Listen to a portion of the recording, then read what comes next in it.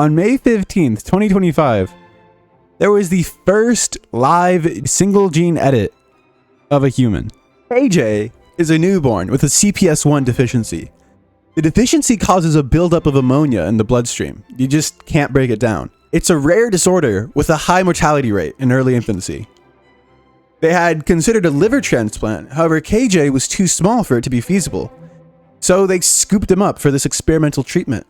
The researchers quickly developed a lipid nanoparticle-based base editing therapy designed specifically for the infant. And after around 7 weeks of treatment, considerable improvements were seen regarding breaking down ammonia in his bloodstream. These improvements happened with no significant side effects. Of course, you will have to be observed to see the long-term safety and effectiveness of the treatment. However, the fact that this is already here is... wow!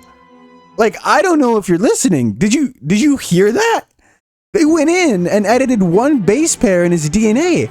And now he doesn't have the genetic mutation anymore. He can break down ammonia now. Obviously, the next step is, do more than one. And you could treat people with other genetic mutations, fatal or not, like cystic fibrosis, hemophilia, Huntington disease. Something that seemed like just an unfortunate happenstance can now be directly interacted with and changed. And that's amazing. Like, that alone is really just, wow. Anyways, this is where I twist the knife. Now, note that the current generally accepted reason for why we age is seen as when your DNA is copied, these billions of base pairs in your DNA sometimes, very occasionally, messes up the copying, alright? And now that it's messed up, the base pair is copied again, and slowly over time, these tiny little mistakes accumulate, and that's seen as aging. Well, I mean, after like 25 years old or so, your 30s to whenever. So once again, I ask, what if you had, I don't know, your genome when you were 25, a save state, or multiple save states of your entire genome at different points of times in your life? You want to be 20 again? Boom! You edit the genes that switched from your current genome to when you were 20. You want to be 40? Boom! Input that genome and slowly turn 40 again. I'm no investor, and obviously this isn't financial advice, but science fiction wise, I wouldn't be surprised if a company like 23andMe became one of the biggest booming companies for a while. And obviously that's science fiction because they're bankrupt. Why stop there? You've hacked someone else's genome. You steal their entire thing. You edit your genome, so now slowly your body's being replaced with all their cells, and you become a biological copy of them. But in theory, your brain stays the same, since your DNA isn't encoding the proteins or cells that is that information, but just the containers. You take a primer of someone's DNA, and you switch out their segment of DNA that's vital to encoding some parts of, I don't know, the proteins of their heart, and you just make it encode like skin tissue or something. Boom! They're dead. Frankly, you could look any way you want and be anything. Add the DNA that expresses the encoding of gills. Become a monster! That would probably actually just not work like that. Probably need a bit more than just adding that bit of DNA, but everything else would work, you know? You can be any age of yourself. So you can go back and live forever now. So now what? Imagine me as an old man on the dock with a green bottle always falling out of my hand, spinning you a yarn about whatever. And I've been here as long as you can remember. But you haven't. I mean, the technology to live forever was there, but not for everyone. There is only so many resources. Obviously, at first, only the ultra-rich got to live longer. The ultra-rich started putting in powers related to who gets it, who doesn't. And it went on for a while until... So...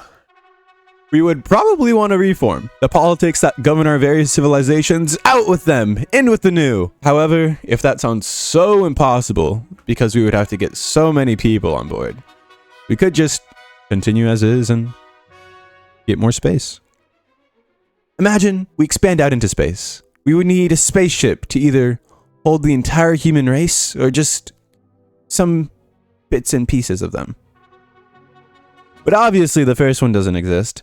So, at first, we'll send out feelers. Things will be scraggly and we'll scrape by.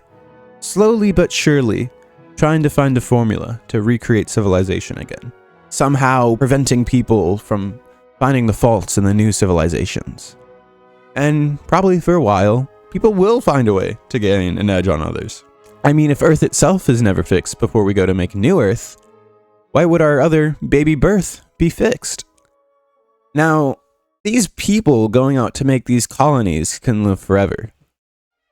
They go out on their space expeditions to make new colonies. Maybe the people who live longer decide that people born after this technology are somehow less important than the now coined golden age of when people were born in it. Some decide that the only way to improve a society at first is if people believe they only have a limited time. That the promise of forever begets complacency. So they simply never tell them. Maybe, at some point in time, there's a scare for the resources that give the privilege to live longer. War is fought, expeditions are made, new alliances and treaties. Some people just roll over and accept their fate. This is how it was meant to happen, they'll say. Maybe, one day in the far future, everything is now automated and perfect. You never have to work again, ever at all. They have places where people congregate to spend most of their day together, if they so please. You wake up, you turn to the left, pick up your mochayato lattiano, walk a couple steps, and go play your favorite new no-gravity sport game. If, during the bad times, there is art about the bad times, during the good times, there will be art about the good times. Millions of more stories will be written from new humans and their own experiences. Many more from the previous ones. Culture will continue to thrive. If we are the first to the stars, we could jumpstart life on other planets that then turn into completely new biological beings. We brought bacteria into space that can now survive the vacuum and eat radiation. There is an infinite amount of possibilities to look forward to as long as you're still around. Anything can happen when you're still around. Oh, the things you can find if you aren't left behind. Look forward to it in the most beautiful way. We don't have to work the majority of our lives for a pension that isn't even guaranteed to go on and live out the rest in our old age. No, we can simply just live.